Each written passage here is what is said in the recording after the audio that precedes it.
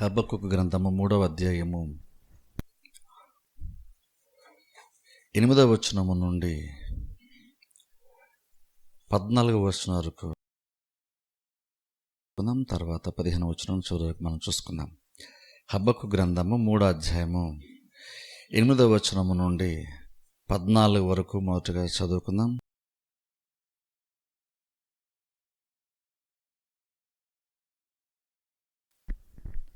యెహోవా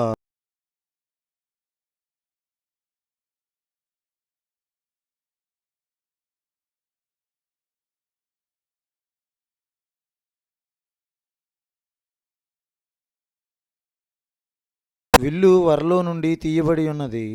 నీ వాక్కుతోడని ప్రమాణము చేసి నీ బాణములను సిద్ధపరిచి ఉన్నావు. భూమిని బద్దలు చేసి నదులను కలుగజేయుచున్నావు. నిన్ను చూచి పర్వతములు కంపించును, జలములు ప్రవాహములుగా పారును. సముద్రాగాధము ఘోషించుచు తన చేతులు పైకెత్తును. నీ ఈటెలు తలతలలాడగా సంచరించు నీ బాణముల కాంతికి భయపడి సూర్యచంద్రులు తమ నివాసములలో ఆగిపోవుదురు. బహురౌద్రము కలిగి నీవు భూమి మీద సంచరించుచున్నావు. మహోగ్రుడువై జనములను అనగదొక్కుచున్నావు. నీ జనులను రక్షించుటకు నీవు బయలుదేరుచున్నావు. నీవు నియమించిన అభిషిక్తుని రక్షించుటకు బయలుదేరుచున్నావు. దుష్టుల కుటుంబీకులలో ప్రధానుడొకడుండకుండా వారి తలకు మెడను ఖండించి వారిని నిర్మూలము చేయుచున్నావు. బేదలను రహస్యముగా మృంగివేయవలనని ఉప్పొంగుచు నన్ను పొడిచేయుటకై తుఫాను వలె వచ్చు యోధుల తలలలో రాజు యొక్క ఈటెలను నాటుచున్నావు. చాలు. ఈ రోజున ఈ యొక్క 8వ వచనం నుండి చివరి వరకు మనం ఈ రోజున చూసుకుందాం. హబక్కూకు 3వ అధ్యాయం మనం చూసుకున్నప్పుడు ఇక్కడ దేవునికి ఆయన ప్రార్థన చేశాడు. ఏమైనా ప్రార్థన చేశాడంటే నీ ప్రార్థన చేశాడు. హబక్కూకు ఆ ప్రార్థన చేశాడు. ఆ ప్రార్థన తగ్గట్టుగానే దేవుడు కూడా మొదటిగా హబక్కూకు జీవితంలో కార్యం జరిగించడం బైబిల్ మనం చూస్తాం. ఇప్పుడు చూడండి, హబక్కూకు దేవునితో ఆయనకున్నటువంటి సంబంధంలో ఆయన యొక్క ఎదుగుదలని ఇక్కడ చూస్తాం. ఇప్పుడు చూడండి, ఆయన సిన్సియర్గా హబక్కూకు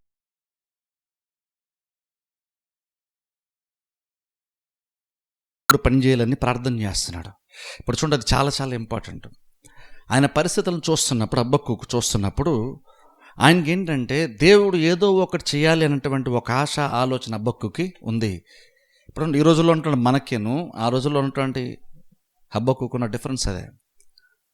మనం ఏంటంటే పరిస్థితులు కనుక కొంచెం వ్యతిరేకంగా ఉంటే మనం ఏంటంటే ఎంతసేపు ఆ కారణమైనటువంటి మనుషుల్ని, అంటే దుర్మార్గుల్ని లేదా అన్యాయం చేసేటువంటి వారిని, ఇలాంటి వారి గురించే మనము సనుక్కుంటా, వాళ్ళని తిట్టుకుంటా, వాళ్ళ గురించి మాట్లాడుకుంటూ ఉంటాం. కానీ హబక్కూకు ఏం చేశాడు తెలుసా? తను దేవుని దృష్టితో ప్రతిదీ చూసే ప్రయత్నం చేస్తున్నాడు. అంటే తన యొక్క లైఫ్లో వ్యక్తిగతంగా, అలాగనే దేశం యొక్క పరిస్థితుల్లో దేవుడు కూడా ఉన్నాడు. కాబట్టి మరి దేవుడు ఏమనుకుంటున్నాడు, దేవుడు ఏం చేయట్లేదు ఏంటి అనేటువంటి ఒక ఆలోచన హబక్కూకి వచ్చింది. ఇప్పుడు చూడండి, నిజంగా అంటాను, ప్రతి క్రిస్టియన్గా మనం అలాగ ఆలోచించడం చాలా చాలా ప్రాముఖ్యం. పరిస్థితులను బట్టి, ఎదుటి వాళ్ళని బట్టి లేదా మనుషులను బట్టి మనం వారి గురించి సనుక్కోవడం కాదు. కానీ ఈ సిచ్యువేషన్లో సరే నేను ఒకటి అనుకుంటాను, మనుషులు ఇంకోటి అనుకుంటారు. కానీ ఇంతకు దేవుడు ఏమనుకుంటున్నాడు? సరే నేనైతే దేవుడు ఏదో చేయాలనుకుంటున్నాను. అయితే దేవుడు నిజంగా అసలు యాక్చువల్గా ఏం చేస్తున్నాడు, దేవుని యొక్క స్టాండ్ ఏంటంటే తెలుసుకోవడానికి ప్రయత్నం హబక్కూకు నిజంగానే చేశాడు. అందుకనే దేవుణ్ణి ఒక రకంగా చెప్పాలని ప్రశ్నించడం చెప్పొచ్చు. ఒక మంచి ఉద్దేశంతో ప్రశ్నించాడు దేవుణ్ణి. ఎంతకాలము నువ్వు ఇలాగ మౌనముగా నువ్వు ఉంటావు అని స్టార్ట్ చేయడం బైబిల్ మనం చూస్తాం. ఇప్పుడు చూడండి, మొదటి 2 అధ్యాయాల హబక్కూకు యొక్క స్థితి వేరు. ఈ 3వ అధ్యాయం ముఖ్యంగా చివరిలోకి వచ్చేసరికి, ముఖ్యంగా 15వ వచనం వచ్చేసరికి హబక్కూకు యొక్క స్థితి, ఆయన మాట్లాడుతున్నటువంటి విధానం వేరు. ఇప్పుడు చూడండి, దేవుడు కనుక నిజంగా ఒక మనిషిని సంధిస్తే, దేవుడిని కనుక ఒక మనిషి పర్సనల్గా అనుభవిస్తే నిజంగా ఆ కలిగేటువంటి ఆ యొక్క రెస్పాన్స్ ఎలా ఉంటుందో, మార్పు ఎలా ఉంటుందో చాలా స్పష్టంగా ఇక్కడ మనకి అర్థమవుతుంది మనకి చివరిలో. కాబట్టి ఇక్కడ ఏంటంటే 3వ అధ్యాయంలో స్టార్టింగ్లో ఏంటంటే ప్రభువా నీ కార్యాలు నూతనపరచు అన్నాడు. అంటే అర్థం ఏంటంటే కొత్త కార్యాలు చేయాలనే కాదు, మా లైఫ్లో నువ్వు యాక్టివ్గా పనిచేయని హబక్కూకు ఉద్దేశం. అది 3వ అధ్యాయం మొదట్లో ఆయన మాట్లాడతాడు, ప్రార్థన చేస్తాడు. నిజంగా అలాగనే హబ్బకు యొక్క జీవితంలో స్టార్టింగ్లోనే దేవుడు హబ్బకు లైఫ్లో పనిచేయడం స్టార్ట్ చేశాడు. దేవుడు కొన్ని విషయాలు బయలుపరచడం స్టార్ట్ చేశాడు హబ్బకుకి. సరే చూడండి, హబ్బకు నిజంగా ఎదురు చూశాడు, దేవుని కొన్ని అడిగాడు, దేవుడు దానికి రెస్పాండ్ అయ్యి జవాబును కూడా దేవుడు ఇచ్చాడు. ఇప్పుడు అందుకని చూడండి, నిజంగా మన సిచ్యువేషన్లో కూడా కొన్నిసార్లు మనం ఏంటంటే ప్రార్థన చేసేటప్పుడు మనం కూడా కొన్నిసార్లు దేవుని అడిగినప్పుడు ఖచ్చితంగా దేవుడు కూడా రెస్పాండ్ ఇస్తాడు, దేవుడు రెస్పాన్స్ ఇస్తాడు. మన దేవుడు మాట్లాడేటువంటి వాడు కాబట్టి ఖచ్చితంగా దేవుడు స్పందిస్తాడు. కొన్నిసార్లు మన సిచ్యువేషన్ సరిగ్గా అర్థం చేసుకోవాలనుకున్నప్పుడు మనం దేవుడిని అడిగితే దేవుడు దానికి తగినటువంటి ఒక ఆలోచన దేవుడు మనకిచ్చి సరైన జ్ఞానం ఇచ్చి పరిస్థితులను సరిగ్గా అర్థం చేసుకునేటువంటి ఒక జ్ఞానాన్ని దేవుడు మనకి ఇస్తాడు. హబ్బకుకి దేవుడు అలాంటి ఆలోచన, అలాంటి జ్ఞానాన్ని హబ్బకుకి ఇచ్చాడు. అందుకని ఆ జ్ఞానాన్ని బట్టి దేవుడు ఆయన దర్శన విధానాన్ని బట్టే హబ్బకుకులో గ్రాడ్యువల్గా మార్పు రావడము మనం బైబిల్లో చివరిలో మనం చూస్తాం. ఇక్కడ మొదటిగా కనుక 8వ వచనం మనం చూసుకున్నామని అక్కడ మాట్లాడితే ఏమంటున్నాడంటే, యెహోవా నదుల మీద నీకు కోపము కలిగినందున, నదుల మీద నీకు ఉగ్రత కలిగినందున, సముద్రముల మీద నీకు ఉగ్రత కలిగినందున అంటున్నాడు. ఇక్కడ చూడండి, ఉగ్రత గురించి కోపం గురించి మాట్లాడుతున్నాడు. అంటే ఏమన్నాడంటే కొంచెం పైన లాస్ట్కి మనం చూసారా, దేవుడు కనుక ఈ భూమి మీద అడుగుపెట్టి దేవుడు బలంగా కార్యం జరిగించడం స్టార్ట్ చేసినప్పుడు పర్వతాలు కూడా తునాతునకులు అయిపోతాయి, పర్వతాలు కూడా నేలమట్టం అయిపోతాయి, ప్రకృతి అంతా కూడా స్పందిస్తుందని గత వారం మనం చూసుకున్నాం. ఇప్పుడు దాన్ని బట్టి అంటే దేవుడు భూమి మీద చాలా బలంగా పనిచేసినప్పుడు మనుషులే కాదు సృష్టి కూడా కదల్చబడుతుంది అని దేవుడు హబ్బకుకి బయలుపరిచాడు. అలా బయలుపరిచినట్టు దాన్ని బట్టి హబ్బకు ఇక్కడ మాట్లాడుతూ 8వ వచనంలో, ప్రభు నదుల మీద నీకు కోపం ఉందా, పర్వతాల మీద నీకు కోపం ఉందా అంటున్నాడు. అలాగని ఏదో లిటరల్గా హబ్బకుకు నదుల మీదో పర్వతాల మీద సముద్రం దేవునికి ఏదో కోపం ఉందా అని ప్రశ్నిస్తున్నాను కాదు, హబ్బకు ఉన్నటువంటి ఫీలింగ్ని మాత్రం తెలియజేస్తున్నాడు. అక్కడ జస్ట్ ఆయనకి అనిపించినటువంటి కార్యం దృష్టాంతంగా మాట్లాడుతున్నాడు. దేవుడు అంత బలమైన దర్శనాన్ని ఇస్తున్నాడు, బలంగా చాలా విషయాలు బయలుపరిచాడు. దాన్ని బట్టి హబ్బకు ఇలా రెస్పాండ్ అవుతూ మాట్లాడుతున్నాడు. బేసిక్ హబ్బకు కూడా 8వ అధ్యాయంలో 8వ వచనం మనం చూస్తే అక్కడ బేసిక్ ఏం చెప్తున్నాడంటే, అక్కడ ఉగ్రత అనేటువంటి మాట ప్రతి లైన్లో మనం చూస్తాం. ఆల్మోస్ట్ 8వ వచనం మొదట్లో ఫస్ట్ లైన్లో కోపం అన్న మాట చూస్తాం, 2వ లైన్లో ఉగ్రత అన్న మాట చూస్తాం, 3వ లైన్లో ఉగ్రత అన్న మాట చూస్తాం. అంటే బేసిక్ ఏం చెప్తున్నాడంటే, ఓ రకంగా హబ్బకుకి ఏమర్థమైందంటే ఈ సిచ్యువేషన్ని బట్టి దేవుడికి కోపం వచ్చింది. ఒక రకంగా చెప్పాలంటే దేవునికి ఈ సిచ్యువేషన్ నచ్చలేదన్న విషయం హబ్బకుకి అర్థమైంది. మనుషుల్లాగా ప్రవర్తించడం అనేటువంటిది దేవునికి నచ్చలేదు. దేవునికి దాన్ని బట్టి అనుకున్నటువంటి పరిశుద్ధ స్వభావాన్ని బట్టి ఆయనకి కోపం వచ్చింది. మనుషుల యొక్క పరిస్థితులు, మనుషుల యొక్క పద్ధతులు ఆయన నచ్చలేదన్న విషయాన్ని క్లియర్గా హబ్బకుకి అర్థమైంది. అందుకని కోపం వచ్చిందా, నీ ఉగ్రత అన్న మాట ఇక్కడ మాట్లాడుతున్నాడు. అంటే అర్థం ఏంటంటే దేవునికి సిచ్యువేషన్ ఏది నచ్చలేదు. బేసిక్గా అది అర్థమైంది ఇక్కడ హబ్బకుకి.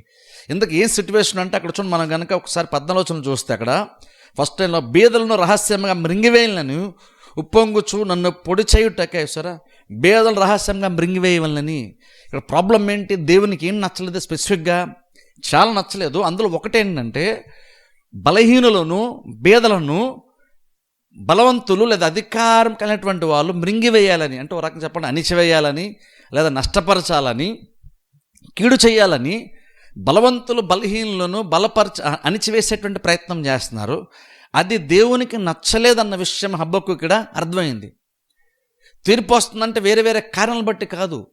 ఎక్కడో దూర ప్రాంతం నివసించేటువంటి ఒక రాజు దండెత్తి వస్తున్నాడంటే ఒకనొక టైం వచ్చినప్పుడు ఇజ్రాయేల్ ప్రజలకి ఆ రాజు వల్ల, బబులోను రాజ్యం వల్ల, కల్దీల రాజ్యం వల్ల ఇబ్బంది కలుగుతుంది, వాళ్ళు చెరగా వెళ్ళిపోతారంటే దానికి కారణము ఆ బబులోను రాజు కాదు. దానికి కారణం ప్రధానంగా చూసుకుంటే ప్రజల యొక్క పరిస్థితి. ఇజ్రాయేల్ ప్రజలు ఉన్నటువంటి కొంతమంది యొక్క అక్రమాన్ని బట్టి ఆ తీర్పు అంటువంటిది వస్తుంది. దాని వెనకాల దేవుడు కారకుడు. మనుషుల యొక్క అతిక్రమను బట్టి, వాళ్ళకున్నటువంటి చేస్తున్న క్రియలను బట్టి దేవుడు ఈ రకమైన తీర్పు తీర్చాడు. దీని వెనకాల దేవుడు కారకుడు అన్న విషయాన్ని హబ్బకు చాలా స్పష్టంగా అర్థమైంది. అంటే రకమైన దేవునికి కోపం వచ్చింది. ఎందుకు కోపం వచ్చిందంటే బలహీనులను, పేదవాళ్ళని, లేదంటే తిరిగి ఏమీ అనలేనంత బలహీనమైన స్థితిలో ఉండేటువంటి వారిని బలవంతులు అన్యాయం చేస్తూ ఉన్నారు. అందుకని దేవునికి కోపము వచ్చింది. ఇప్పుడు చూడండి, అక్కడ క్లియర్గా హబ్బకు చాలా క్లియర్గా అర్థమైంది. దేశంలో లేదా ఈ భూమి మీద జరుగుతున్నటువంటి ప్రతి చిన్న కార్యం మీద దేవుని యొక్క దృష్టి ఖచ్చితంగా ఉంటుంది. అది ఆ రోజుల్లోనే కాదు, ఈవెన్ ఈ రోజుల్లో కూడా వ్యక్తిగతంగా మనుషుల పైన లేదంటే దేశం పరంగా చూసుకుంటే దేశంలో కనుక బలవంతులు కనుక బలహీన అణిచివేస్తుంటే ఇంక నువ్వు దేవుడు ఇలాగనే రెస్పాండ్ అవుతాడు. కొన్నిసార్లు మనం అనుకుంటే ఇలా జరుగుతూ ఉంది దేశంలో లేదా ప్రపంచంలో ఇలా జరుగుతుంది, దేవుడు ఏం చేయట్లేదంటే మనం అనుకుంటాం.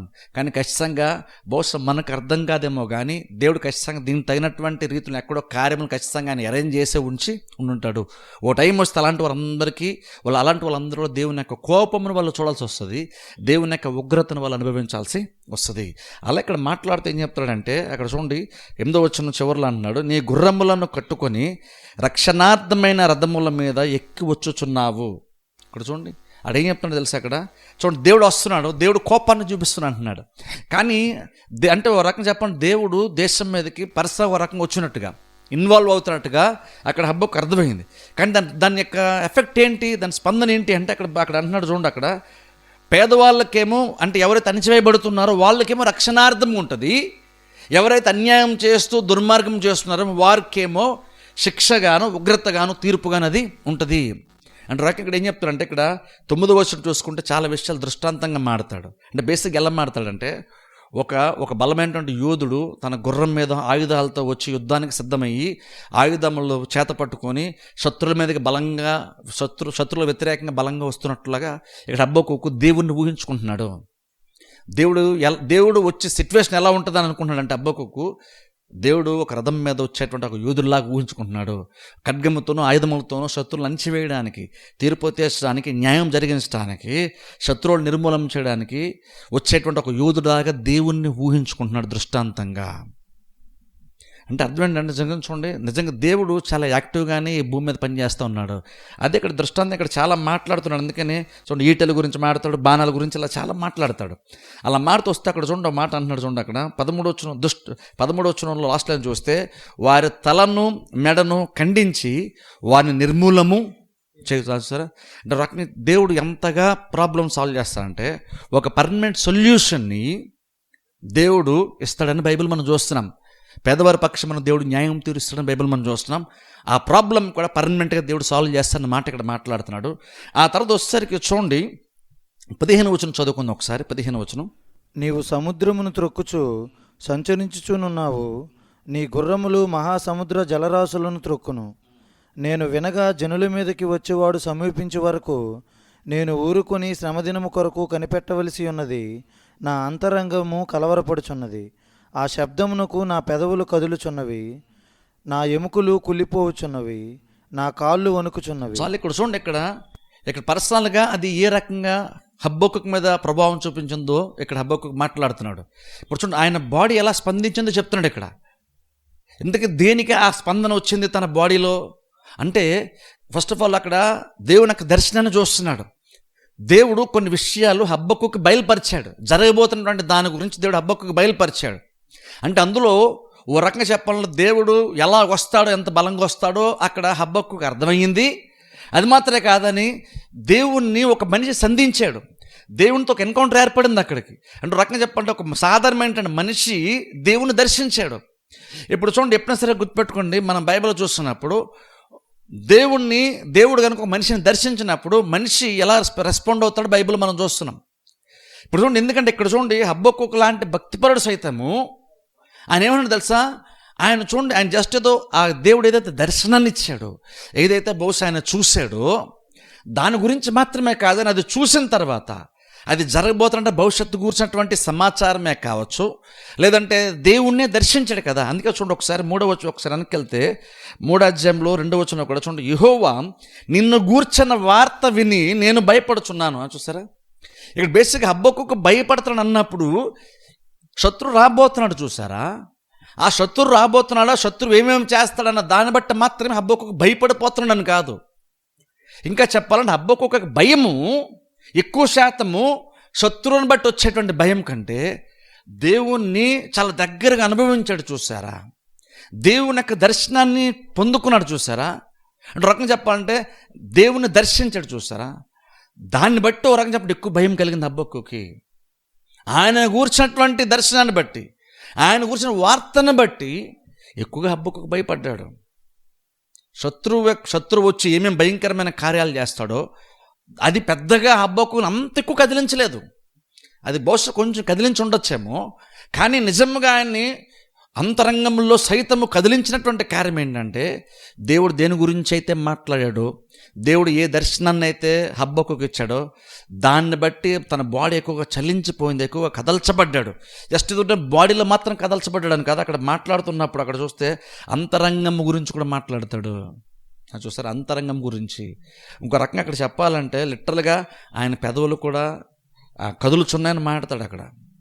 అంటే ఓ రకంగా చెప్పాలంటే షివరింగ్ లాగా వచ్చేసింది, ఓ రకంగా వణికిపోయాడు. ఎందుకంటే దేవుని దర్శనాన్ని పొందుకున్నాడు కాబట్టి. ఒక సాధారణమైన మనిషి ఎప్పుడైనా సరే గమనించండి, ఒక సాధారణ మనిషి ఎప్పుడైనా సరే దేవుని దర్శించినప్పుడు ఖచ్చితంగా మనిషి యొక్క స్థితిని బట్టి, మనిషి దేవుని ఎదుట చాలా అల్పమైన వాడు కాబట్టి ఆటోమేటిక్గా బహుశా చాలా సందర్భంలో మన బాడీ అలాగనే స్పందిస్తుంది. కానీ అలాగని ఇది ఏదైతే వణికిపోతున్నాడో లేదా కలరపడుతున్నాడో కదల్చబడుతున్నాడో ఇదంతా ఏదో నెగిటివ్ ఎఫెక్ట్ ఇచ్చేటువంటి కార్యం అయితే ఖచ్చితంగా కాదు. ఇది శత్రువు కూర్చున్న సమాచారం అయితే బహుశా మనకి భయాన్ని కలిగిస్తుంది, మనల్ని బలహీనపరుస్తుంది. కానీ దేవుని కూర్చున్న దర్శనం ఏదైతే అనుభవం ఉందో అది అనుభవం వచ్చినప్పుడు వెంటనే బహుశా మనం చాలా బలంగా కదల్చబడతాము, ఒక రకంగా భయం వేయచ్చాము.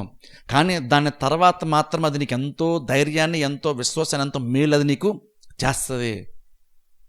అందుకనే హబ్బకుకు ఈ తర్వాత 16వ వచనం నుండి హబ్బకుకు చాలా బలమైనటువంటి మార్పు హబ్బకుకులో మనం చూస్తాం.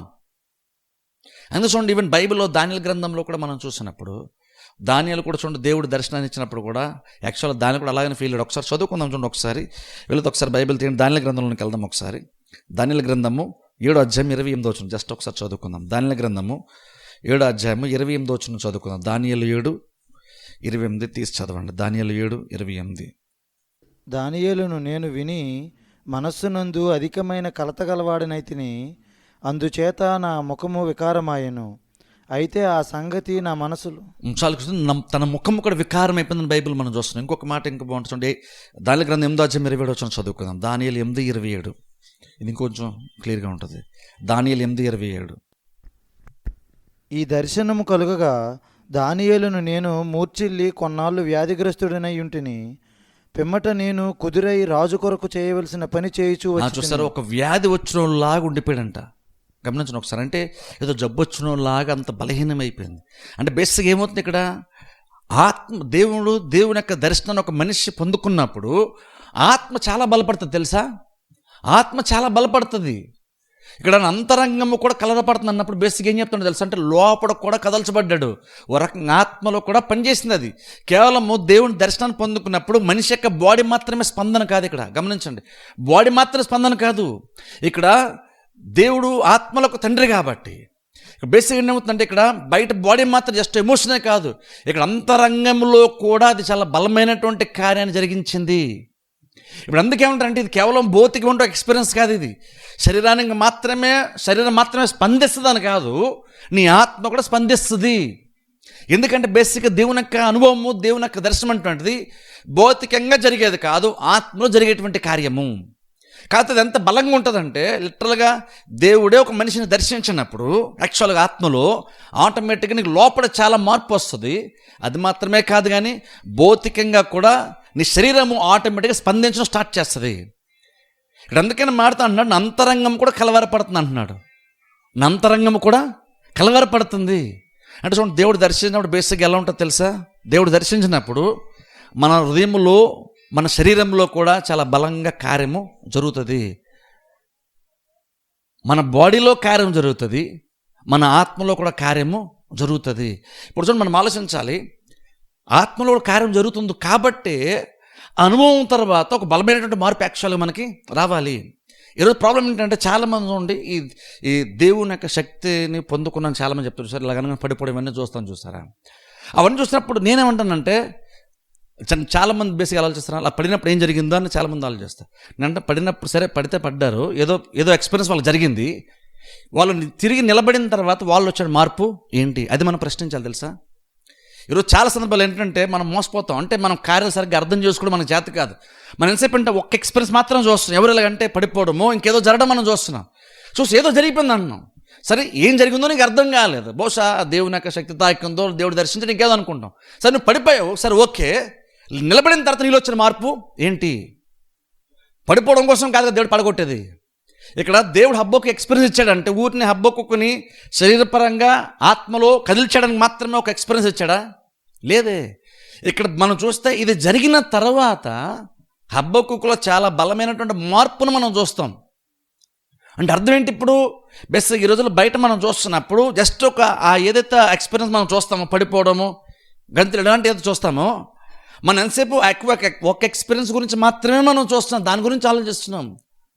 కానీ నిజంగా దేవునితో కనుక ఒక రకమైన ఎక్స్పీరియన్స్ కనుక వాళ్ళకి ప్రత్యేకమైన అనుభవం కలిగి ఉంటే ఆ క్రిస్టియన్ ఏం ప్రశ్నించాలంటే అది జరిగిన తర్వాత ఆ వ్యక్తులు వచ్చినటువంటి మార్పు ఏంటి? మనం ఎంతసేపు కదిలిపోయినప్పుడు అటు ఇటు కొట్టుకొని పడిపోయినప్పుడు బాడీలో వచ్చే మార్పును మనం గుర్తిస్తున్నాం, ఏదో జరిగింది అంటున్నాం. సరే, దేవుని దర్శించినప్పుడు దేవుడు కేవలం బాడీని మాత్రం ఎఫెక్ట్ చేస్తాడా? కాదు కదా. దేవుడు ఆత్మలకు తండ్రి దేవుడు యాక్చువల్గా చెప్పాలంటే లోపల పనిచేస్తాడు, నీ ఆత్మలో పనిచేస్తాడు. కాకపోతే ఒరిజినల్గా దేవుని పని అంతా కూడా లోపల జరుగుతుంది ఆత్మలో. కాకపోతే ఇది ఎంత బలంగా జరుగుతుంది అంటే నీ బాడీ కూడా స్పందిస్తుంది కొన్నిసార్లు. అది దేవుడు బాడీ మీద పనిచేయట్లేదు, దేవుడు ఆత్మలో పనిచేస్తాడు. ఒకళ్ళు అలాంటి అనుభవాలు ఏమైనా ఎవరికైనా కలిగిందనుకోండి, మనం కరెక్ట్గా అర్థం చేసుకోవాలి. ఏంటంటే ఆ ఎక్స్పీరియన్స్ కేవలం భౌతికమైనటువంటి అనుభవం కాదు. అది దేవుడు ఏదో బాడీని తాకాడు, బాడీని ముట్టడని కాదు. ఒకళ్ళు అలాంటి ఆత్మ సంబంధ అనుభవం ఏదైనా కలిగి ఉంటే అది వాళ్ళకి యాక్చువల్గా ఆత్మలో జరగాలి. దేవుడు ఆత్మలకు తండ్రి కాబట్టి దేవుడు ఆత్మలను పనిచేస్తాడు. కాబట్టి వాళ్ళకి ఆత్మలో జరుగుతుంది, యాక్చువల్గా జరిగి ఉండాలి. యాక్చువల్గా సరిగ్గా వాక్యానుసారం అయితే ఆత్మలో జరగాలి. మరి బాడీ ఎందుకంటే అలాగ డ్రమాటిక్గా రెస్పాండ్ అవుతుంది, కొంచెం అలాగ ఎందుకు స్పందిస్తారంటే ఆత్మలు జరుగుతున్నప్పుడు దేవుడు పని చేయడం స్టార్ట్ చేస్తే అది కొన్నిసార్లు ఎంత బలంగా ఉంటుందంటే లోపల ఆత్మలు జరుగుతున్నా సరే ఇంక నీ బాడీ కొన్నిసార్లు దానికి ఎఫెక్ట్స్ కూడా నీ బాడీలో కనబడతాయి. అలా మనం బయటకు అది చూస్తున్నాం, కానీ దేవుడు చేసిన పని అంతా నీకు బయటకు కనబడదు కాదు. యాక్చువల్ దేవుని యొక్క పని దేవుడు లోపల పని చేస్తాడు. ఇప్పుడు ఇష్యూ మనం ఏం క్వశ్చన్ చేయాలంటే ఇంతకు లోపల ఏం జరిగింది? ఆ వ్యక్తికి రెండు రకంగా అలా కొట్టినాడో పడిపడేదో జరిగింది, లేచి నిలబడిన తర్వాత ఆ వ్యక్తులు వచ్చినటువంటి మార్పు ఏంటి? ఆ రిజల్ట్ కనుక కనబడలేదు అనుకోండి, ఆ ఎక్స్పీరియన్స్ వల్ల పెద్ద యూజ్ ఏమీ లేదు. కానీ క్రిస్టియన్స్ మనకు అంత ఆలోచించేంత జ్ఞానం మనకు ఉందా? లేదు. ఒక నిమిషం 2 నిమిషాలు జరిగేటువంటి ఎక్స్పీరియన్స్ కోసం చూసి ఏదో అనుకుంటున్నాం. సరే, దేవుడు అంత ఎక్స్పీరియన్స్, అంత బలం నీ శరీరం కూడా తట్టుకునే బలం ఎక్స్పీరియన్స్ నీకు ఇస్తే కనుక అప్పుడు నీళ్ళు వచ్చిన మార్పు ఏంటి అది చూడాలి. ఎందుకంటే ఇక్కడ హబ్బోకుకు దేవుడు అనుభవం ఇచ్చాడు, ఇచ్చిన తర్వాత హబ్బోకులో బలమైనటువంటి మార్పును మనం చూస్తాం, చూస్తాం. అందుకే ఈవెన్ దేవుని యొక్క వాక్యం కూడా దేవుడు కూడా చాలా బలంగా కనుక ఒకవేళ ఇక్కడ దర్శనం అంటే భౌతికంగా విజువల్గా అంటే కళ్ళకి కనబడేలాగా కాకపోయినా బహుశా వాక్కు రూపంలో దేవుడు ఒకవేళ దర్శించాడు అనుకున్నా సరే ఇంగును కూడా అది కూడా తన అంతరంగం కూడా ఎంతగానో కదిలించింది. ఎందుకంటే దేవుని యొక్క వాక్యము 2 అంచులు గల ఖడ్గము, అది ప్రాణ ఆత్మ ముళ్ళను కీళ్ళు విభజించినంత మట్టుకు దూరుతుందని బైబిల్లో ఉంది. దేవుని యొక్క వాక్యం చాలా బలమైనటువంటిది. అదంత బలమైందంటే నీకు లోపల కూడా ఖడ్గంలా కూడా చొచ్చుకుని వెళ్తుంది ఒక్కొక్కసారి. వాక్యం అంత బలమైనటువంటిది. ఇక్కడ దేవుడు హబ్బోకుకి ఒకవేళ చెవులతో వినేంత లాంటి దర్శనం ఇచ్చిన, కళ్ళతో చూసేంతలా దర్శనం ఇచ్చిన, బేసిక్గా దర్శనం చాలా చాలా బలంగానే దేవుడు హబ్బోకుకి ఇచ్చాడు. ఎందుకంత బలమైనటువంటి అనుభవం ఎందుకు ఇచ్చాడు అంటే 3వ అధ్యాయంలో దేవుడు హబ్బోకుకే ప్రార్థన చేశాడు. ఇక్కడ చూశారు, ప్రభువా నీ కార్యములు నూతనపరచు, అప్పుడప్పుడు నీ కార్యాలు మేము అనుభవించినట్లుగా మాకు తెలియజేయి అన్నాడు. చూసారా, హబ్బోకుకు మొదటి వచనములో 2వ వచనం 3వ అధ్యాయంలో మొదట్లో ఏం ప్రార్థన చేశాడో ఆ ప్రార్థనకి స్పందిస్తూనే దేవుడు మొదటి హబ్బోకు లైఫ్లో కొన్ని కార్యాలు హబ్బోకుకు దేవుడు తెలియజేశాడు. కానీ ఇప్పుడు చూస్తే హబ్బోకు ప్రార్థన అయితే చేశాడు 2వ వచనంలో 3వ అధ్యాయంలో, కానీ దేవుడు ఇంత బలంగా తెలియజేసేసరికి హబ్బోకు యొక్క బాడీ లేదా ఆత్మ కూడా తట్టుకోలేకపోయింది. హబ్బోకు అడిగాడు దేవుణ్ణి, కానీ నేను అనుకో బహుశా హబ్బోకుకు ఏమడిగాడు, హబ్బోకు కూడా అంత తెలియలేదేమో బహుశా అంత బలంగా ఏమడిగాడు. తీరా దేవుడు హబ్బోకు అడిగిన దాని ప్రకారం కనపరిచినప్పుడు హబ్బోకు యొక్క శరీరం కూడా తట్టుకోలేకపోయింది. అక్కడ అది ఖచ్చితంగా జరిగినంత కూడా ఆత్మీయంగా జరిగింది. కానీ అక్కడ దేవుడు వచ్చినప్పుడు కేవలం నీ బాడీ మాత్రమే కాదు, నీ ఆత్మ మాత్రమే కాదు, నీ బాడీ కూడా స్పందిస్తుంది. అలాంటి స్పందనే హబ్బోకు యొక్క లైఫ్లో రావడం కూడా బైబిల్ ఇక్కడ మనం చూస్తున్నాం. హబ్బోకు లైఫ్లో మనం చూస్తున్నాం. అంటే హబ్బోకు ప్రార్థన చేశాడు చూసారా, దేవుడు కూడా దాని తగ్గట్టు ప్రభు నాకు తెలియజేయని హబ్బక్కుకు అన్నాడు. దేవుడు కూడా మొమెంట్ వేస్తే హబ్బక్కుకు చాలా విషయాలు తెలియజేశాడు. జస్ట్ ఒకసారి ఆలోచించండి, దేవుడు పని చేస్తే ఎంత బలంగా పని చేస్తారో ఒకసారి ఆలోచించండి. ఇక్కడ బైబిల్ మనం చూస్తే ఈవెన్ హబ్బక్కుకు దేవుడు ఏదైతే తెలియజేశాడో, నన్ను అడిగితే ఇంకను హబ్బక్కుకు ఎంతవరకైతే గ్రహించగలడో, హబ్బక్కుకు జ్ఞానం ఎంతవరకైతే ఊహించుకోగలదో, హబ్బక్కుకు ఉన్నటువంటి జ్ఞానాన్ని బట్టి ఎంతవరకైతే అర్థం చేసుకోగలుగుతాడో అంతవరకు మాత్రమే దేవుడు హబ్బక్కుకు తెలియజేశాడు. గమనించండి, ఇక్కడ దేవుడు అంతలాగా హబ్బక్కుకు కదిలించబడ్డాడంటే దేవుడు మొత్తం తెలియజేస్తాడనేం కాదు. ఇక్కడ తెలుసా, దేవుడు ఇంకను దేవుడు చేసేటువంటి కార్యం ఇంకా చాలా బలంగా ఉంటుంది. దేవుడు చాలా కార్యాలు చేస్తాడు. మొత్తం దేవుడు చేసే ప్రతిదీ హబ్బక్కుకు ఏం చెప్పలేదు. ఇక్కడ హబ్బక్కుకు దేవుడు ఆయన చేసేటువంటి చాలా బ్రహ్మాండమైనటువంటి దాంట్లో కొంత భాగం మాత్రమే హబ్బక్కుకు తెలియజేశాడు. హబ్బక్కుకు ఎంతైతే అర్థం చేసుకోగలుగుతాడో, హబ్బక్కుకు ఎంతైతే అర్థం అవుతుందో అంతవరకు మాత్రమే దేవుడు బయలుపెట్టాడు హబ్బక్కుకి. అయినా సరే చూడండి ఎంతలాగా స్పందించాడు. దేవుడు చేసే ప్రతి పనిని దేవుడు హబ్బక్కుకు చెప్పలేదు. హబ్బక్కుకు పరిధిలో హబ్బక్కుకు అర్థమైనంత మాత్రమే దేవుడు హబ్బక్కుకు బయలుపరిచాడు, తెలియజేశాడు. కానీ ఆ మాత్రంకే హబ్బక్కుకి ఇంతలాగా మార్పు చెందినంతలాగా బలంగా కదిలించబడ్డాడు. చూడండి, నిజంగా అది చాలా చాలా ఇంపార్టెంట్. హబ్బక్కుకు లైఫ్ ఎక్స్పీరియన్స్ అంటే మనకి చాలా చాలా ఇంపార్టెంట్. అలా జరిగిన తర్వాత, ఆ దర్శనం వచ్చిన తర్వాత అది ఎంతగానో కదిలించేసింది. కానీ కదిలించేసింది కాబట్టి ఆయన వణిగిపోయాడు. కాబట్టి యాక్చువల్గా ఇంకో చూస్తే 16 వచ్చిన లాస్ట్లో అంటాడు, నా ఎముకలు కుళ్ళిపోవచ్చున్నవి, నా కాళ్ళు వణుకుచున్నవి అన్నాడు. చూసారా, ఆ మాట ఏంటంటే మనకు అనిపిస్తుంది చాలా నెగిటివ్గా తన యొక్క శరీరం పైన దాని ఎఫెక్ట్ ఉందేమో అనుకుంటాం. కానీ నెగిటివ్గా తన శరీరం పైన ఎఫెక్ట్ లేదు. ఎందుకంటే ఆ తర్వాత 17వ వచనం హబ్బక్కుకు మాట్లాడుతున్నటువంటి మాటలు చూస్తే చాలా విశ్వాసము, చాలా ధైర్యం మనకు కనబడుతుంది. అలాంటి వైఖరి ఎప్పుడొచ్చింది హబ్బక్కుకి ఒకసారి ఆలోచించాలి మనం. అంత బలమైన మార్పు. ఎందుకంటే స్టార్టింగ్లో అసలు ఫస్ట్లో ఒకసారి కొంచెం వెనక్కి వెళ్ళామనుకోండి, హబ్బక్కుకు మొదటి ఏమో స్టార్ట్ చేసి, ప్రభు ఎన్నాళ్ళ వరకు నువ్వు మౌనంగా ఉంటాను స్టార్ట్ చేశాడు. ఎన్నాళ్ళ వరకు నువ్వు మౌనంగా ఉంటాను, అసలు ఏం చేయట్లేదు ఏంటి, ఏదో నువ్వు చేయాలి కదా అని స్టార్ట్ చేసినటువంటి వ్యక్తి తర్వాత దేవుడు హబ్బక్కుకు నీకు తెలియట్లేదు, నేను ఆల్రెడీ నువ్వు దూరంగా చూడు, దూరదేశాన్ని నువ్వు చూడు, నేను ఆల్రెడీ కార్యం స్టార్ట్ చేసినప్పుడు అప్పటికి అసలు హబ్బక్కుకు చాలా ఆశ్చర్యం కలిగింది. దేవుడు కార్యాలు ఎంత విస్తీర్ణంలో జరుగుతాయి అంటే హబ్బక్కుకు అసలు అప్పటికే చాలా ఒక రకంగా చెప్పాలంటే జ్ఞానం మించినటువంటి కార్యంగా అప్పుడు కొంత అర్థమైంది.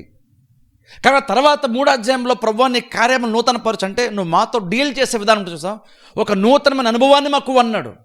కార్యములు జరిగించు, నూతన కార్యాలు జరిగించంటే ఏదో అద్భుతాలు చేయి, మా లైఫ్లో మా అవసరాలు తీర్చు, అది చేయి ఇది చేయి, దాని గురించి మాట్లాడట్లేదు.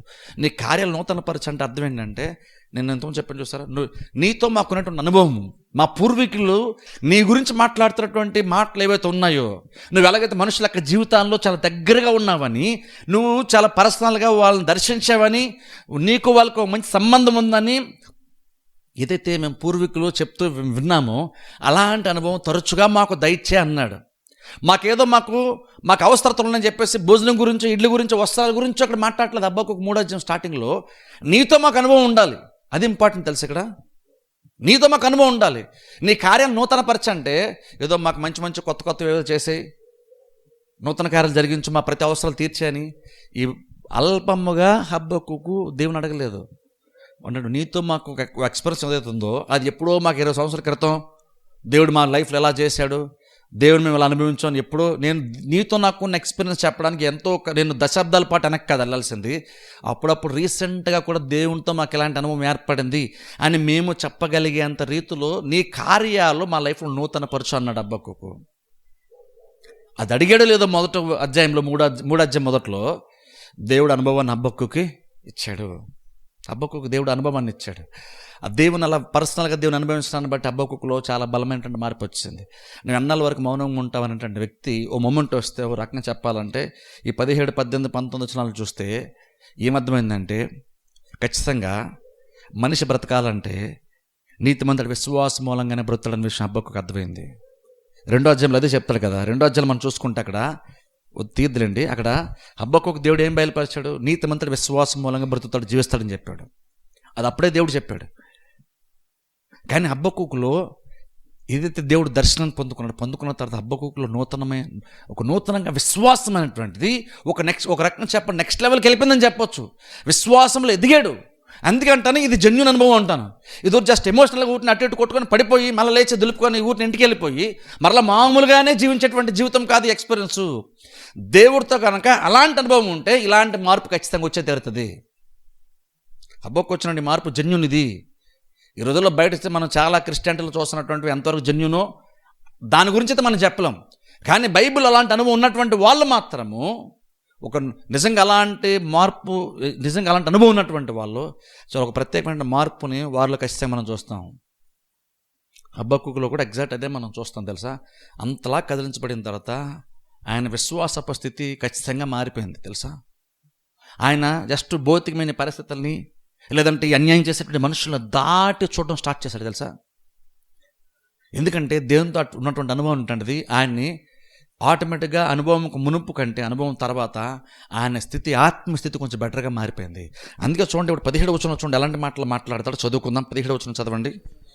అంజూరపు చెట్లు పూయకుండినను, ద్రాక్ష చెట్లు ఫలింపకపోయినను, ఒలీవ చెట్లు కాపులేకయుండినను, చేనులోని పైరు పంటకు రాకపోయినను, గొర్రెలు దొడ్డిలో లేకపోయినను, సాలలో పశువులు లేకపోయినను, నేను యెహోవా యందు ఆనందించెదను, నా రక్షణకర్త అయిన నా దేవుని యందు నేను సంతోషించెదను. చూసారు ఇక్కడ చూడండి అంటున్నాడు. చూడండి ఇక్కడ చెప్తున్నాను, ఆయనలో వచ్చిన మార్పు చెప్తున్నాను చూడండి.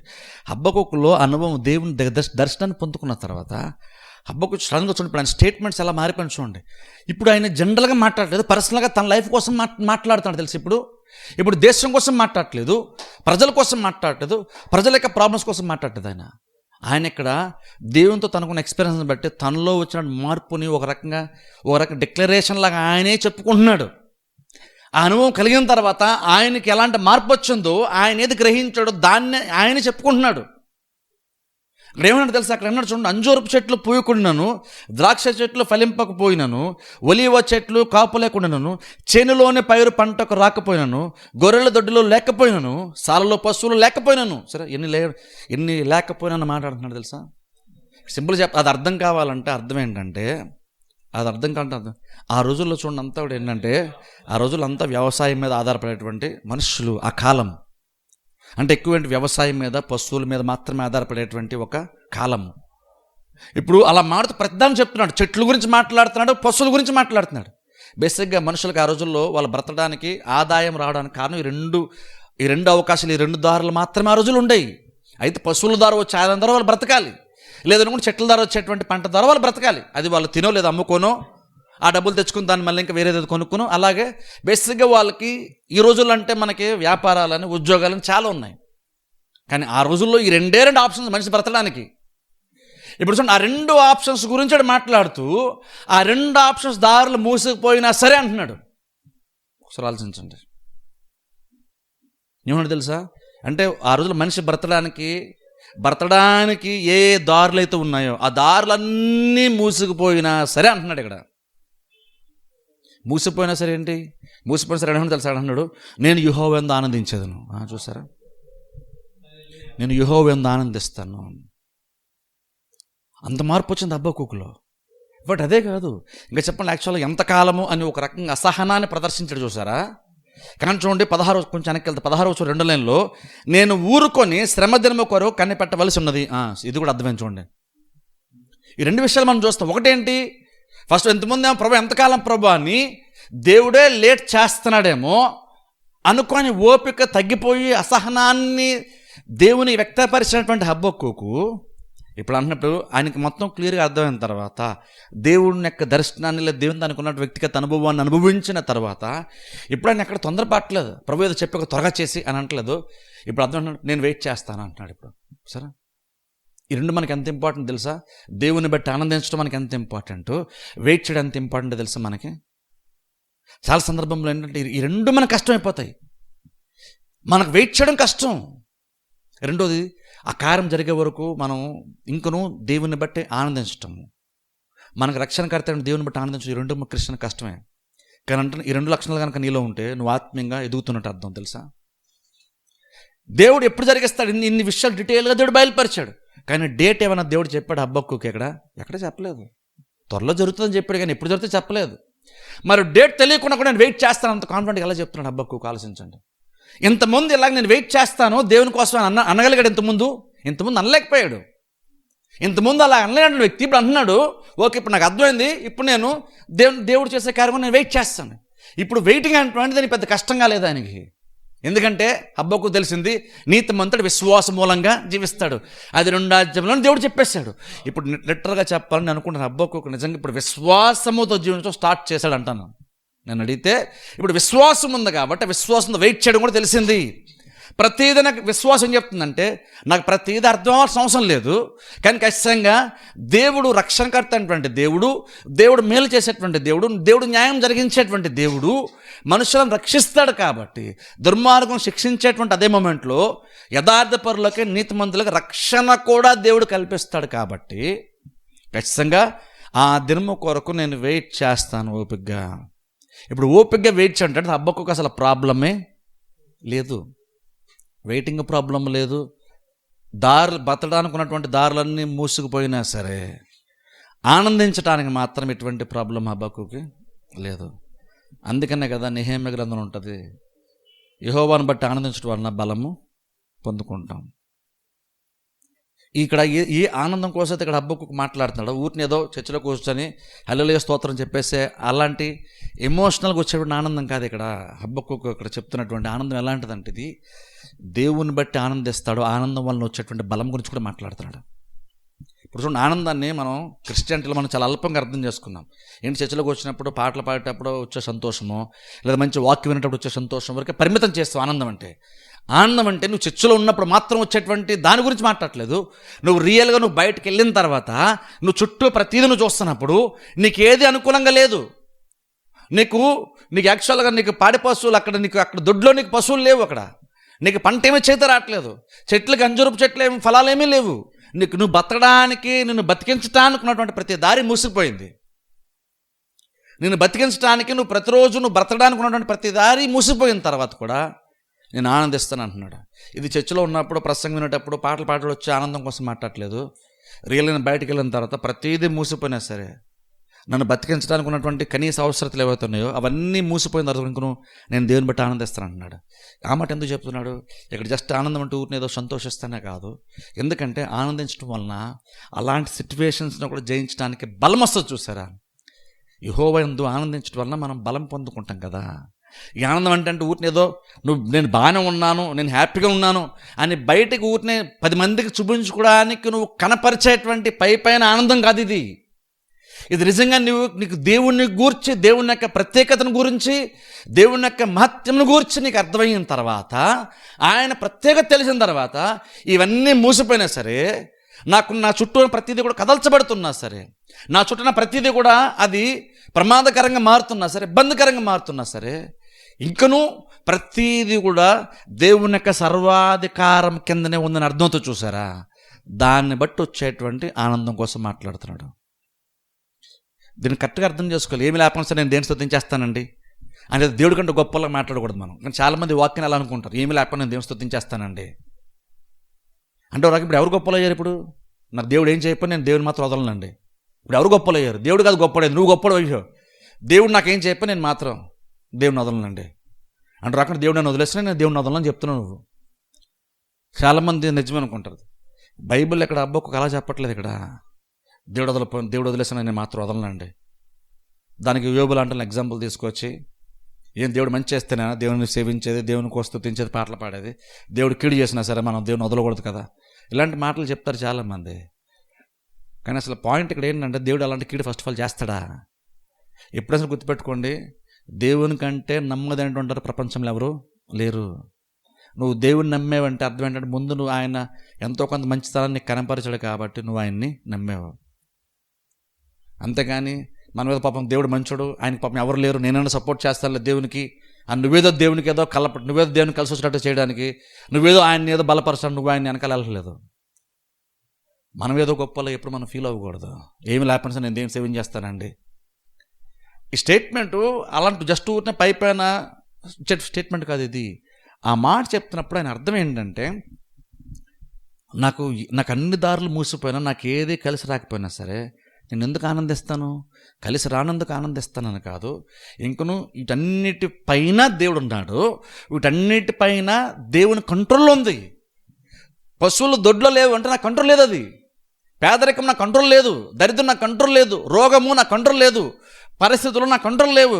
కొంతమంది మనుషులు మన కంట్రోల్లో లేరు, కొన్ని పరిస్థితులు మన కంట్రోల్ లేవు. కానీ ఇంక నువ్వు ఎందుకు ఆనందిస్తామంటే నా కంట్రోల్లో లేదు, కానీ ఇంక నువ్వు ప్రతిదీ దేవుని యొక్క కంట్రోల్లోనే ఉంది. దేవుని కంట్రోల్లో ఉన్నప్పుడు నాకేంట్లే ప్రాబ్లము అని ఆయన కంట్రోల్లో ఉంది అని గ్రహించాము కాబట్టి వచ్చేటువంటి ఆనందం.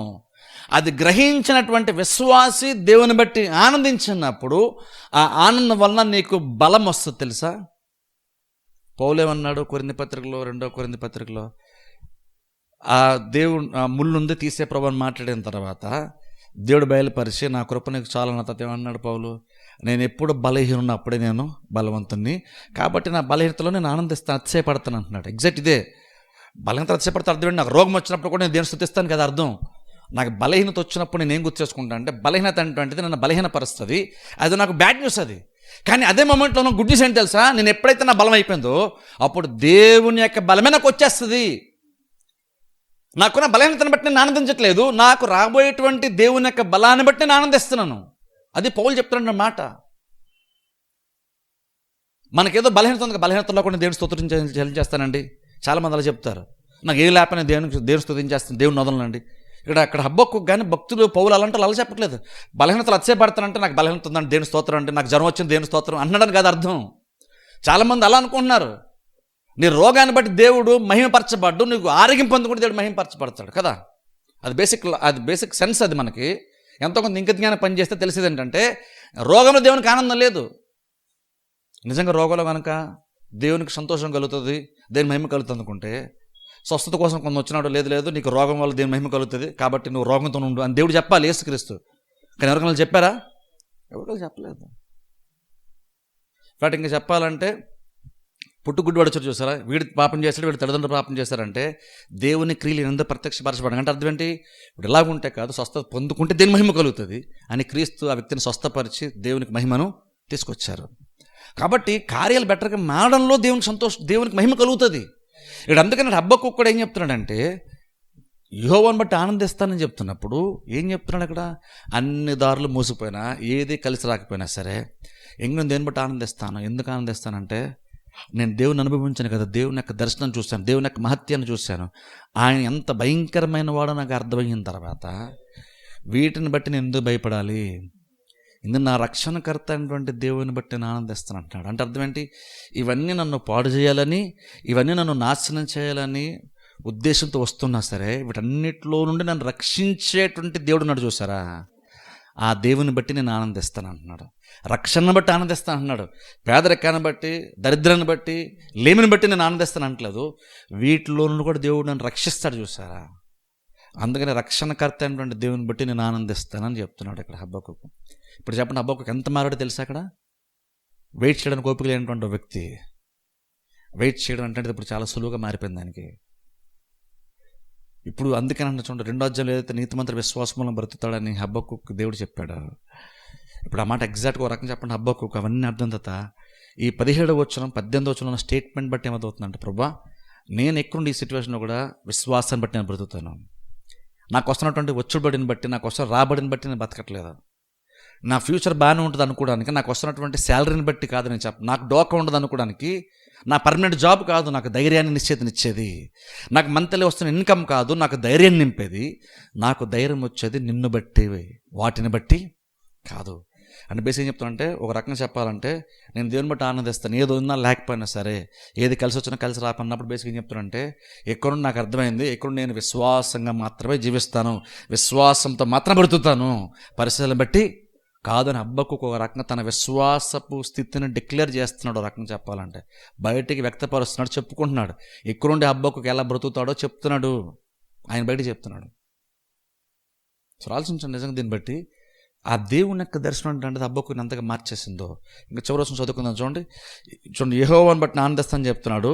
నా రక్షణకర్త నా దేవుని అందరూ నేను సంతోషించాదన్నాడు. 19వ వచనం, ప్రభువుకు యెహోవాయే నాకు బలము, ఆయన నా కాళ్ళను లేడి కాళ్ళ వలె చేయును, ఉన్నత స్థలముల మీద ఆయన నన్ను నడువు చేయును. చాలా ఇక్కడ చూడండి అంటున్నాడు చూడండి, ప్రభువుకు యెహోవా ఏ నాకు బలము, ఆయన నా కాళ్ళను లేడి కాళ్ళ వలె చేయును, ఉన్నత స్థలముల మీద ఆయన నన్ను నడువ చేయును. సరే, ఇక్కడ ఏమి లేకపోతే నేను స్తుతిస్తాను అంటే ఒక రకంగా పౌలు భాష చెప్పాలంటే నా బలహీనతలు ఆనందిస్తాను లేదా అతిశయపడతాను చెప్పాడు చూసారా. కానీ మనం కనుక ఊరిని బలహీనతను బట్టి అతిశయపడతాను అనుకుంటే ఇక్కడ చివరిలో ఏమంటున్నాడు, ఇక్కడ హబక్కూకు అంటున్నాడు, నా కాళ్ళను లేడి కాళ్ళ వల్లే చేస్తాడు అంటున్నాడు, ఉన్నత స్థలములపై నన్ను నడిపిస్తాడని చెప్తున్నాడు. అంటే అర్థం ఇక్కడ బలహీనత కోసం మాట్లాడట్లేదు, బలం కోసం మాట్లాడుతున్నాడు. ఇక్కడ లాస్ట్లో బలం కోసం మాట్లాడుతున్నాడు.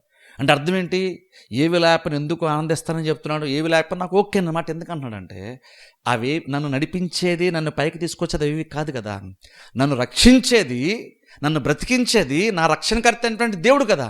అందుకే నేను ఆయన బట్టి ఆనందిస్తాను అంటున్నాడు.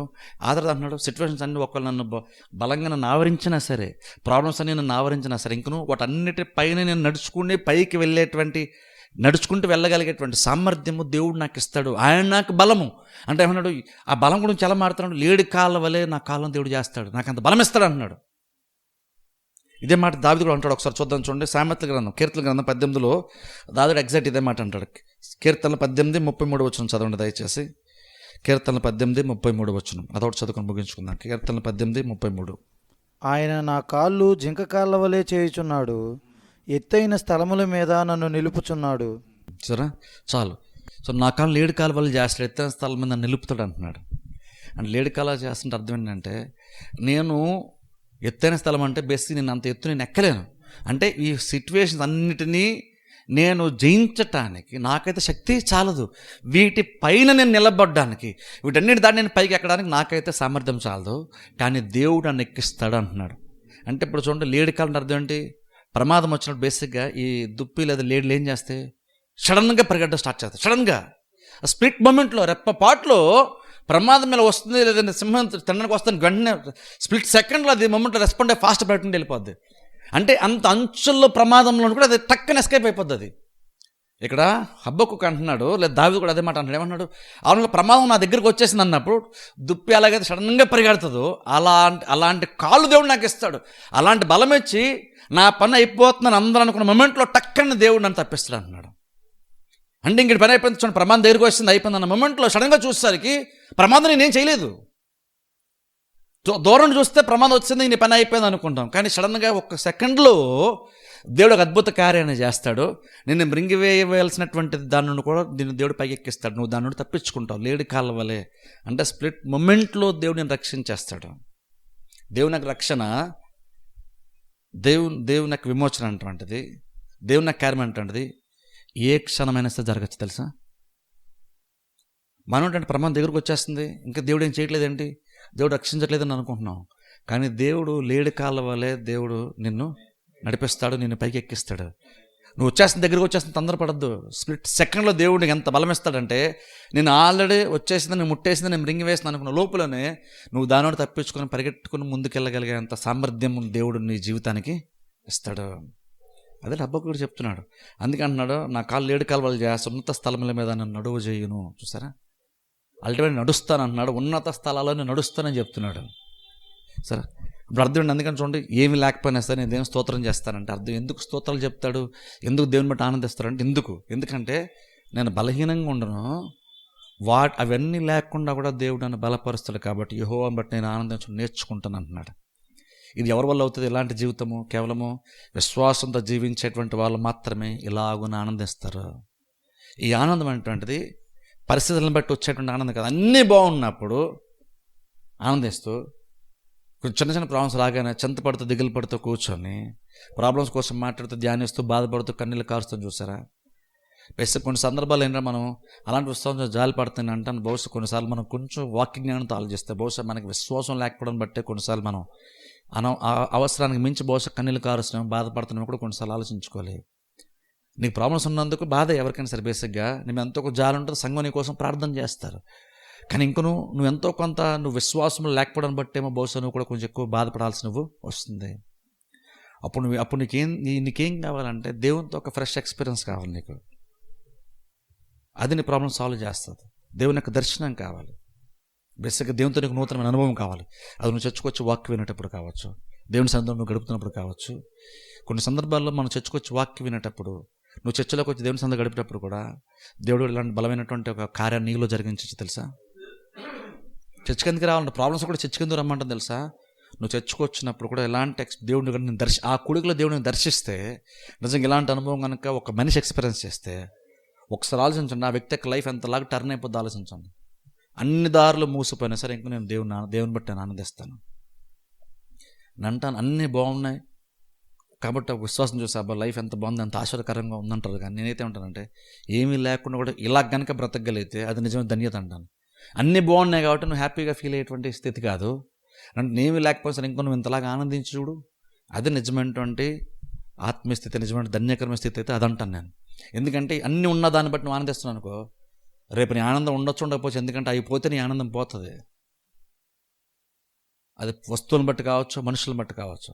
కానీ దేవుని బట్టి ఆనందించడం నేర్చుకున్నావు అనుకోండి, ఉన్నప్పుడు కూడా నువ్వు దేవుని బట్టే ఆనందించడం నేర్చుకుంటే, అవి లేనప్పుడు కూడా నీకు దేవుని బట్టి ఆనందిస్తావు. ఆనందం అనేటువంటిది నీకు బలంగా మారుతుంది. దేవుడు లేడి కాలవాలే నీ కాలం, నీ లైఫ్ని దేవుడు మారుస్తాడు. ఉన్నత స్థలం మీద దేవుడు మనల్ని ఎక్కిస్తాడు. అల్టిమేట్గా హబ్బకుకి ఏమర్థమైందంటే, నా చుట్టూ నా ప్రతిదీ మారిపోతున్నా సార్. ఒకసారి ఆలోచించండి, తన రాజ్యం ఎలాంటిది? ఇప్పుడు శత్రువు వచ్చేస్తాడు. శత్రువు వచ్చేస్తే దేశము శత్రు యొక్క చేతుల్లో ఉంటుంది. దేశము శత్రు యొక్క చేతుల్లో ఉంటుంది. శత్రువుల యొక్క బలంలో ఉంటుంది. ప్రాబ్లం అంతా దేశంలో ఉంటుంది. వాళ్ళు వచ్చి ఏ కిడి చేస్తారో మనకు తెలియదు. ఏ ప్రాబ్లం క్రియేట్ చేయాలి, ఎంత హింస ఉంటుందో మనకు తెలియదు. వాళ్ళు ఏం దోచుకుంటారో మనకు తెలియదు. ఏమేమి తీసుకుని వెళ్ళిపోతారో తెలియదు. నీ పక్కన శత్రువు నడుచుకుంటూ నీ ఏరంతటిని వాడు ఆక్యుపై చేస్తున్నాడు. నీ పైన ఆధిపత్యాన్ని సంపాదించేస్తున్న శత్రువు. కానీ ఇంకా నీ యెహోవాను బట్టి నేను ఆనందిస్తాను అన్న చుట్టూ ప్రతిదీ గబగబ మారిపోతూ ఉన్నా సరే, నా చుట్టూ ఉంటున్న ప్రతిదీ కూడా నాకు అనుకూలంగా కాకుండా నాకు వ్యతిరేకంగా మారిపోతున్నా సరే, ఇంకొక నాకు దేవుడు తెలుసు, ఆయన నిన్న నేడు నిరంతరం ఏకరీతిగా ఉంటాడు. ఆయన మారడు కాబట్టి నేను ధైర్యంగా ఉంటాను. నా చుట్టూ ప్రతిదీ మారిపోతుంది. మనుషులు మారిపోతున్నారు, సిచ్యువేషన్స్ మారిపోతున్నాయి. కానీ మారకుండేటువంటి ఆయన ఉన్నాడు చూసారు పరలోకంలో. నేను ఆయన బట్టి నేను ధైర్యంగా ఉండొచ్చు. ఎందుకంటే పూర్వం మా పూర్వీకులకి ఆయన సపోర్ట్ చేశాడు. అలాగే ఆయన మారదు కాబట్టి ఇప్పుడు కూడా నాకు ఆయన సపోర్టు చేస్తాడు. ఇంకో నేను యెహోవాను బట్టి ఆనందిస్తాను, ఎదురు చూస్తాను. ఖచ్చితంగా ఆయన నా కాళ్ళను లేడి కాలువలు ఆయన చేస్తాడు. విశ్వాసములో ఆత్మీయంగా ఎంత మారిపడి చూసారు హబ్బకుకు. నేను అంటాను ఈ రోజుల్లో అలాంటి పడిపోయేలాంటి ఎక్స్పీరియన్స్ ఉంటాయి. ఇలా మారాలి, ఇలా మారకపోతే ఎక్స్పీరియన్స్ వేస్ట్ అంటాను. నన్ను అడిగితే పడిపోయో లేచో మళ్ళీ అంతే సేమ్ అదే సిచ్యువేషన్. అప్పుడు ఎందుకు పడిపోవడం వల్ల యూజ్ అంటే అప్పుడు అదంతా బేసిక్. అది ఎందుకు అలా జరుగుతుందో తెలియదు. కానీ దేవుడు నిజంగా జరిగిస్తే మాత్రం బాడీ మీద కాదు ముచ్చ మార్పు లోపడవచ్చు. అందుకే అంతరంగం గురించి మాట్లాడాడు హబ్బకుకు. ఎందుకంటే లోపల జరిగింది ఆ దర్శనము, దేవునితో ఉన్నటువంటి అనుభవం లోపల జరిగింది. అది తన లోపల అంతరంగం నుంచి మార్పు వచ్చేసింది. అందుకని ఇప్పుడు వెయిట్ చేయడం ఈజీ ఆయనకి. అందుకనే వెయిట్ చేయడం ఈజీ అయినప్పుడు మనం మనుషుల మీద కూడా సనుక్కొని తెలుసా. దేవుని కార్యాలు ఎదురు చూసేటప్పుడు మనం నిజంగా వెయిట్ చేయగలిగేటువంటి హబ్బకులాగా వెయిట్ చేయగలిగేటువంటి లక్షణం, ఆత్మీయ లక్షణం కనుక మనలో ఉంటే మన కార్యము లేట్ అయిపోతుందని కూడా మనం సనుక్కోవు. ఎంతకాలము అన్నది మనుషుల మీద కూడా సనుక్కోవు, దేవుని మీద సనుక్కోవు, పరిస్థితి మీద నువ్వు సనుక్కోవు. బేసిక్గా మనం సనుక్కున్న అర్థం ఏంటంటే ఈ టైంకి అలా జరిగిపోవాలి, కానీ జరగకుండా చిరాకు వస్తుంది. అది హబ్బకు యొక్క మొదటి అధ్యాయంలో హబ్బకు యొక్క స్థితి అదే. ఏంటి ప్రభు ఎంతకాలం అన్నాడు. ఇంకా నువ్వేం చేయట్లేదు ఏంటి అన్నాడు. కానీ మూడో అధ్యాయంలో నేను వెయిట్ చేస్తా, ఎంతకాలం పర్లేదు వెయిట్ చేస్తాను. ఎంత గొప్ప మార్పు చూడండి. నేను విశ్వాస కనుక ఇలా మారితే తన లైఫ్ ఎంత హ్యాపీగా ఉంటుందో తెలుసా. విశ్వాసగా మనం కనుక ఇలా మారితే మన లైఫ్ ఎంత హ్యాపీగా ఉంటుందో తెలుసా. మనకి ఎంత వస్తుంది, ఎంత రావట్లేదు, మనకి ఏముంది ఏం లేదనేది ఇష్యూ కాదు ఇక్కడ. ఇలా కనుక ఒక విశ్వాసం కనుక మార్పు చెందగలిగితే ఆ వ్యక్తి ఎంత హ్యాపీగా బతుకుతాడో, ఆ వ్యక్తిని బట్టి కుటుంబం ఎంత హ్యాపీగా బతుకుతుందో ఆలోచించండి. ఈ లక్షణం కనుక ఒక మనిషిలో విశ్వాసంగా కనుక్కుంటే, నేను అంటాను ప్రభు నాకు ఇద్దయిచ్చే నాకు ఇద్దయిచ్చే అన్న దానికంటే తను తప్పేం లేదు. అడగండి, మీరు అడిగితే దేవుడు ఇస్తాడు ఖచ్చితంగా. మీరు నమ్మితే దేవుడు మీకు ఇస్తాడు, వాగ్దానం ఖచ్చితంగా దేవుడు మీకు ఇస్తాడు, నేను కాదనట్లేదు. కానీ అది జరిగే వరకు ఏంటి పరిస్థితి? నీకు ఇలాగ హబ్బకులా వెయిట్ చేసేంత ఓర్పు నీకు లేకపోతే ఎలా జరుగుతుంది? నీకేమీ కలిసి రానప్పుడు ఇంకను నేను దేవుని బట్టి ఆనందిస్తాను అటువంటి ఒక ఆత్మస్థితి నీకు లేకపోతే నువ్వు ఎలా బలం పొందుకుంటావు? అలా యెహోవాను బట్టి ఆనందిస్తేనే కదా నీ కాళ్ళను దేవుడు లేడి కాలువలా చేస్తాడు. నువ్వు దేవుని బట్టి ఆనందిస్తే అది నీకు బలంగా మారుతుంది. నేను ఎందుకు ఆనందిస్తున్నావు? నీకు బలంగా మారుతుంది కాబట్టి నువ్వు ఆనందిస్తున్నావు. అలాంటి ఆనందం కోసం మారుతాను నేను. కొన్ని చేసి ప్రాబ్లమ్స్ ఉన్నా సరే అవన్నీ మర్చిపోయి టెంపరీగా ఏదో అన్నీ బెగబట్టుకొని లోపల బాధ ఉన్నా సరే బయటకు ఆనందిస్తున్నట్టుగా నటించమని కదా ఇక్కడ. అందుకే హబ్బకుకు జెన్యూన్గా కొన్ని ప్రశ్నలు కూడా దేవుడిని అడిగాడు, జెన్యూన్గా అడిగాడు. దేవుడు కూడా దానికి తగ్గట్టు దేవుడు సమాధానం కూడా హబ్బకుకి ఇచ్చాడు. అంటే అవన్నీ ఏం చేశానంటే హబ్బక్కుగా విశ్వాసంలో బలపడడానికి, దేవుని గురించి ఇంకెక్కువగా తెలుసుకోవడానికి అది దోహదపడింది అంటాను తెలుసా. హబ్బక్కు డౌట్స్ ఉన్నాయి. దేవుని ఎవడు తల బాగోదేమో, దేవుని క్వశ్చన్ చేయకూడదు కదా మనం అనుకోలేదు హబ్బక్కుకు. ఎందుకంటే ఆయన తెలుసుకోవడానికి రెడీగా ఉన్నాడు. నాకు దేవుడి గురించి నోట అనుకున్నాను, కానీ ఇక్కడేమో నాకు ఇంకోలా జరుగుతుంది అని తెలుసుకొని దాని తగ్గట్టుగా మార్చుకోవడానికి హబ్బక్కుకు రెడీగా ఉండి దేవుని కొన్ని ప్రశ్నలు వేశాడు. దేవుడు చెప్పిన తర్వాత దానికి అర్థమైంది. ఇప్పుడు దేవునిలో విశ్వాసంలో కొంచెం బెటర్గా మారాడు. దేవుని ఇంకా నూతనంగా తెలుసుకోగలిగేటువంటి అవకాశం హబ్బక్కుకి కలిగింది. ఆయనకు డౌట్స్ వస్తే దాన్ని అడిగాడు ఆయన హబ్బక్కుకు తెలుసా దేవుణ్ణి. ఇప్పుడు డౌట్ మైండ్లోకి వచ్చింది కానీ దేవుని అడగలేదు అనుకోండి, అర్థం ఏంటి?